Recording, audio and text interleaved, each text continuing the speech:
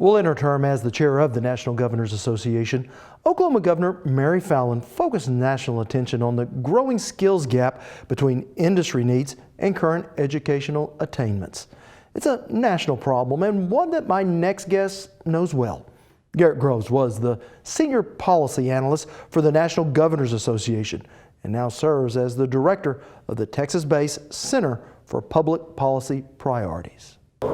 So Garrett, you've said there is a hidden STEM economy. What exactly are we talking about? We're talking about the number of jobs and occupations that you can get without getting a bachelor's degree, but still require science, technology, math, and engineering skills beyond high school. So traditionally we've thought a lot about our bachelor's degrees, even our doctoral degrees, but we're finding out that at least half of our economy that requires STEM skills you can get with a 2-year degree or some form of post-secondary beyond high school. And I'm assuming these jobs are paying well above industry? They are paying well. A number of them pay $50, $45, $60, some of them pay $70,000 a year depending on the occupation. In terms of economic success, how important is STEM in improving an area's economy? All the indications show that it's highly correlated. The more STEM jobs and the more STEM educated individuals you have, the more likely that community or that economy is likely to grow its GDP, export more goods. Those individuals are likely to bring home more take-home pay, and unemployment's going to be lower. So there's lots of correlations about why that's the case, but certainly the more STEM education that's available in a community, the more likely its economy is going to thrive. Now, you said that we're doing a good job with our pipeline.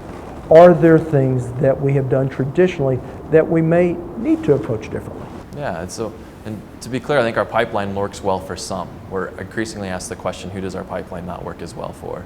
And there we need to look specifically at big gaps, big leaks in that pipeline. And one of the biggest, not only is high school dropouts, those that our K-12 system doesn't work sufficiently for, but the handoff between our K-12 system and our post-secondary system. So there's a huge drop-off in the number of students that enroll in either a 2-year or 4-year institution.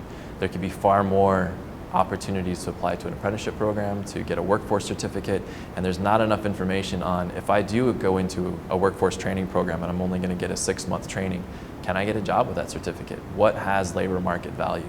And increasingly, even our 4-year graduates are starting to ask that question. If I graduate with a 4-year degree in pick your favorite field, what are my job prospects? How much am I going to make, and can I pay down my debt? All of these questions are really resonating for students graduating now. And there is a difference in the investment in a 6-month certification and a 4-year degree. There is, and there's trade-offs that we have to make. And one of the biggest questions too is, what can I stack? Can I take a 6-month course and get a workforce training certificate and then apply that to a 2-year degree?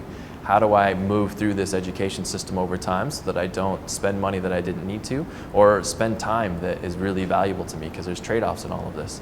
Every one of us that decides to go get education, that's potentially hours when we're not working or doing other things that are important to us, whether that's family or any of our leisure time. We don't traditionally think of STEM in maybe heavy industry, but when I think of a welder, you're doing angles, you're doing math. Yes. I like to joke that I used to be able to fix my car by changing the carburetor, and now I can't find the carburetor. And this is true in every one of our occupations. The old dirty manufacturing jobs don't exist. Now you have to have some sort of technical skill and some computer knowledge just to repair any kind of machine, yet alone run those and make sure they're operating optimally. So the day when a lot of us could go do routine jobs in a blue collar or white collar office space is gone.